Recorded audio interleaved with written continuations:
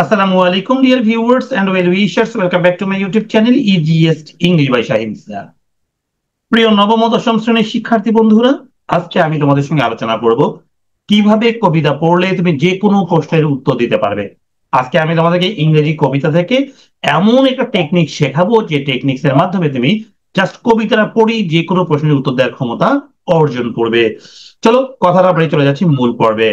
প্রিয় শিক্ষার্থী, আজকে আমি তোমাদেরকে দেখাবো টু মাদার্স রিমেম্বার এই কবিতা থেকে কিভাবে তুমি পড়ে যে কোনো প্রশ্ন উত্তর করতে পারবে।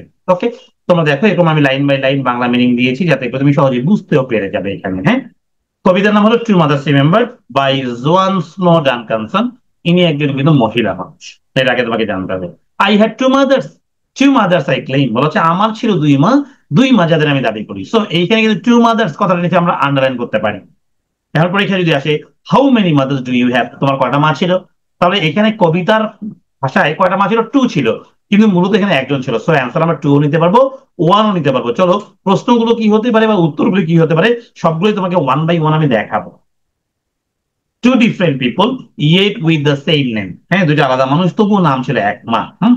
Two separate women diverse by design, দুই পৃথক নারী যারা আলাদা পরিকল্পনা বা আলাদা ডিজাইনই তৈরি ছিল। But I love them both because they were mine, কিন্তু আমি তাদের দুজনকেই ভালোবাসতাম কারণ তারা ছিল আমার। এই যে চার লাইন পড়লাম না, এই চার লাইন থেকে আমাদের যে যে জায়গাগুলো জানতে হবে সেগুলো এখন আমাদেরকে দেখিয়ে দিচ্ছি। এখান থেকে আমরা প্রশ্ন বানাবো এবং এখান থেকেই উত্তর করবো, সঙ্গে সঙ্গে পড়লে এগুলো ক্লিয়ার হয়ে যাবে। প্রিয় শিক্ষার্থী, তোমরা যারা নবম ও দশম শ্রেণীতে বর্তমান রয়েছো, তোমরা যদি সেরাদের সেরা হতে চাও তাহলে অবশ্যই এই ভিডিওটি তোমার জন্য। তোমরা যারা এসএসসি 26 বা 27 সালে দিবে, তোমাদের অর্ধবার্ষিক ও বার্ষিক পরীক্ষার প্রস্তুতি সহ চূড়ান্ত প্রস্তুতি কোর্স চালু করেছি আমি একসঙ্গে। এই কোর্সে নিশ্চিত করা হবে তোমার 90% প্লাস মার্ক, যা নিশ্চিত করতে প্রয়োজন হবে হ্যান্ড নোটস যেগুলো আমি প্রদান করব, সঠিক ও সহজ গ্রামার রুলস যেখানে পাবে প্রতিটি এক্সারসাইজ বা উদাহরণের বাংলা অনুবাদ সহ ব্যাখ্যা। সব গ্রামার অংশের ভিডিও ক্লাস 2025-এর কারিকুলাম ও মানবন্টন অনুসারে থাকবে ভিডিও ক্লাস এবং সাপ্তাহিক সমস্যা সমাধান ক্লাস যেটি হবে লাইভ। এই কোর্সের মেয়াদ 31 ডিসেম্বর 2025 পর্যন্ত। কোর্সটি কিনতে বা বিস্তারিত জানতে কল করো নিচের নাম্বারে, হোয়াটসঅ্যাপ বা সরাসরি। দেখো, how many mother's does the poet have in the poem, বলা হচ্ছে কবির কবিতায় কতটি মা ছিলেন। আমরা প্রথম লাইনে পেয়েছি দুইটা, কিন্তু মূল কবিতা পড়লে জানবো একটা। সো আমাদের এখানে একটা বা দুইটা উত্তর, দুটোই রাইট হতে পারে। কোনটা নিব একটু আমরা দেখে দেই। অ্যান্সার নিচ্ছি the poet has two mothers, অথবা লিখতে পারো the poet has a mother, যেটা লিখবা সেখানেই তুমি মার্কস পেয়ে যাবে। ক্লিয়ার? সো এবার সেকেন্ড কোশ্চেন আমরা একটু দেখি। সেকেন্ড কোশ্চেনটা হয়েছে কি, what makes the two mothers different from each other, দুই মা একে অপর থেকে কিভাবে আলাদা। আমরা কিন্তু কবিতায় পড়েছি দুই মা একে অপর থেকে কিভাবে আলাদা। দেখো আমরা এখানে পড়েছিলাম তারা কি ডাইভার্স বাই ডিজাইন, দেখো বলছিল, হ্যাঁ that two separate women diverse by design, ছিল না এরকম? সো এইখানে যে উত্তরটা রয়েছে, দেখো উত্তরটাও কিন্তু আমি সেম একই স্টাইলে সাজিয়েছি এই কবিতা থেকে নিয়েই। Two mothers are different in many ways, বিভিন্ন দিক থেকে, but they share the same name, কিন্তু তাদের দুজনের কিন্তু একই নাম ছিল। তাহলে আমরা কি ডাইভার্স বাই ডিজাইন এটা অ্যান্সার করে নিলাম। এবার থার্ড কোশ্চেন একটু দেখতে পারি, এটাও আমি প্রথম চার লাইন থেকেই করেছি। থার্ড কোশ্চেনটা দেখো কি হয়েছে, what role did the first mother play in the poet's life, এটা আমাদের নেক্সট লাইন থেকে আসবে। চলো আগে নেক্সট লাইনের কবিতাগুলো একটু পড়ে নেই। দেখো প্রথম লাইন থেকে তাহলে দুইটা প্রশ্ন আমরা ইম্পর্টেন্ট পেলাম। The first was the mother who carried me here, বলা হচ্ছে প্রথমটি ছিলেন মা যিনি আমাকে এখানে এনেছেন, গেভ বার্থ জন্ম দিয়েছেন, nurtured and launched my career, আমাকে লালন পালন করেছেন এবং আমার ক্যারিয়ার শুরু করিয়েছেন। She was the one whose features I bear, বলা হচ্ছে সেই একজন যার আমি মুখাবয়ব বা যার মতো দেখতে আমি হয়েছি। Complete with the facial expressions, দেখো কি বলেছে, ফেসিয়াল এক্সপ্রেশনস এর সঙ্গে মিল রয়েছে আই ওয়্যার। দেখো এখানে কি কি বলছে, এই লাইনগুলো থেকে আমরা সুন্দর করে এখন প্রশ্ন বানিয়ে ফেলবো। চলো দেখা যাক প্রশ্নগুলো কি কি হতে পারে আর উত্তরগুলো কি কি হতে পারে। 3 নম্বর প্রশ্ন আমরা দেখিয়েছি যে what role did the first mother, প্রথম মা তাদের জীবনে কি ভূমিকা পালন করেছে, তাকে জন্ম দিয়েছে, তাকে লালন পালন করেছে, তার কেরিয়ার শুরু করতে সাহায্য করেছি আমরা, সেটাই কিন্তু আমার এখানে উত্তর হবে। দেখো এই যে answer, the first mother carried the poet, হ্যাঁ ক্যারিড দ্য পয়েট, কবিকে কি করেছেন, ধারণ করেছেন, গেভ বার্থ জন্ম দিয়েছেন, নার্চার্ড লালন পালন করেছেন, and helped launch the poet's career। এবার 4 নম্বর কোশ্চেনটা দেখি, এটাও কিন্তু আমার এই পার্ট থেকে হয়েছে। What physical traits did the poet inherit from the first mother, বলা যে প্রথম মায়ের কাছ থেকে কোন শারীরিক বৈশিষ্ট্য পেয়েছে, ওই যে তার মতো দেখতে হয়েছে বলা হয়েছে এখানে, তাই না? সো আমরা অ্যান্সারটা এখানে সাজিয়েছি। দেখো the poet inherited the features and facial expressions কি নিয়েছে, ফেসিয়াল এক্সপ্রেশন নিয়েছে এবং তার বৈশিষ্ট্যগুলো নিয়েছে ফ্রম দ্য ফার্স্ট মাদার, তার মায়ের কাছ থেকে। আচ্ছা, তাহলে এখান থেকে আমরা কটা প্রশ্ন পেলাম? দুইটা প্রশ্ন পেলাম। চলো নেক্সট লাইনগুলো একটু আমরা পড়ে নেই আগে। হ্যাঁ, আমরা ওয়ান বাই ওয়ান এভাবে যদি পড়ি আমার মনে হয় ইজি হবে। দেখো, শি গেভ আর লাভ, সেটাকে ভালোবাসা দিয়েছে, হুইচ ফলোস মি, যা এখন আমার সাথে থাকে, along with examples in life that she said, এবং জীবনযাপনে যে উদাহরণ তিনি স্থাপন করেছিলেন, হ্যাঁ, সেট স্থাপন করা। অ্যাজ আই গট অলডার, যত আমি বড় হচ্ছি, শি সামহাউ ইয়াঙ্গার গ্রিউ, সে এখন কি হচ্ছে, ছোট হয়ে যাচ্ছে। And we would laugh as just mothers and daughters do, এবং আমরা হাসতাম যেমন মা এবং মেয়ে হাসে। এইখান থেকে বুঝলা কবি কিন্তু এখানে মেয়ে ছিলেন। চলো এই 4 লাইন থেকে কি কি প্রশ্ন তোমাদের জন্য আসতে পারে, আর এখান থেকে তুমি কি কি মুখস্থ করবে সহজেই বুঝে নিবে।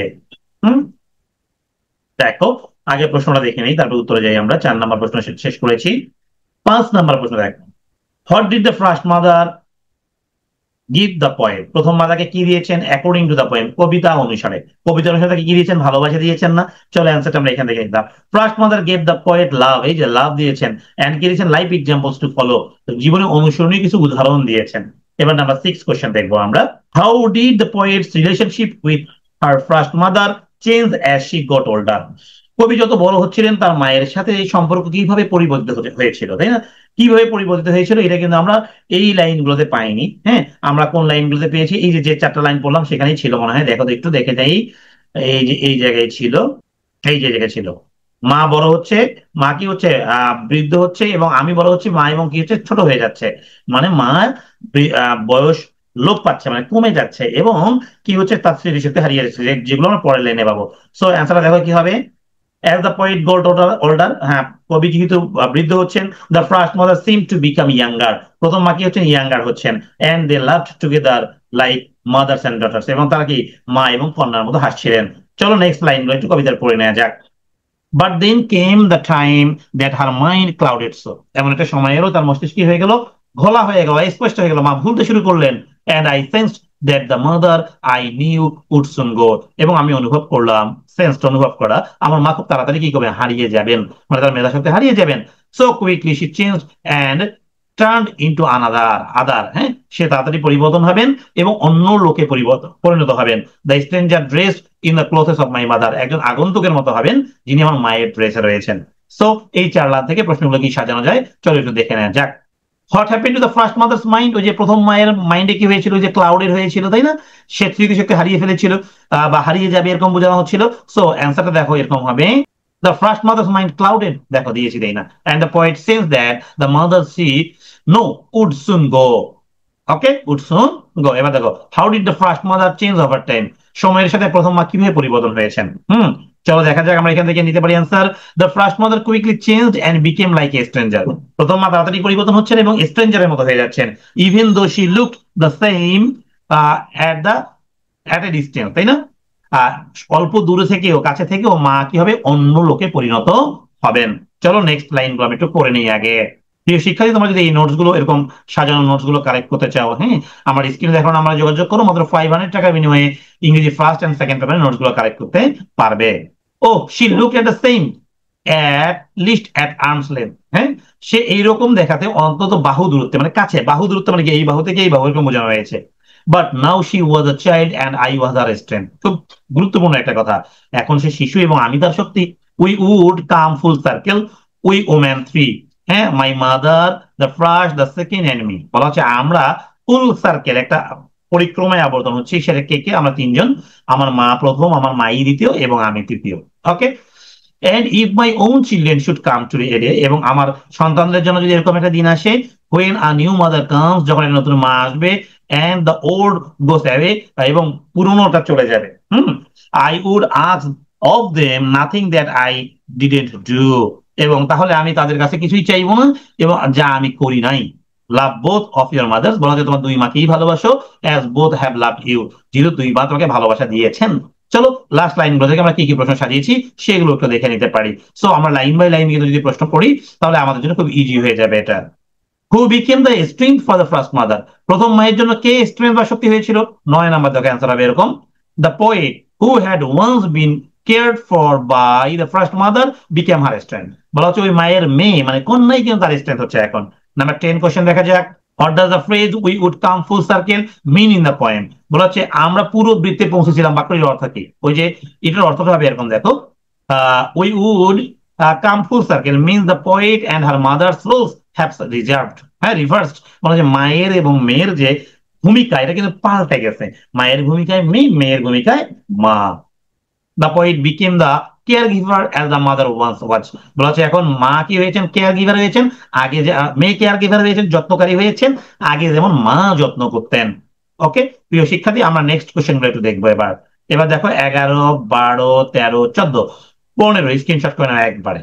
দেন এবার নেক্সট হচ্ছে তোমাদের উত্তরগুলো আমি স্ক্রিনশট করার চ্যানেল দিচ্ছি। দেখো এই দেখো এখান থেকে 11 থেকে স্ক্রিনশট করে, 11 থেকে 14 স্ক্রিনশট করে নাও, এবার 15 স্ক্রিনশট করে নাও। প্রিয় শিক্ষার্থী, তোমরা এরকম যদি মজার মজার ক্লাসগুলো পেতে চাও অবশ্যই কমেন্ট সেকশনে কমেন্ট করো যে কোন টপিকের উপর তোমার ক্লাস চাই। সবাই ভালো থাকবে, আল্লাহ হাফেজ।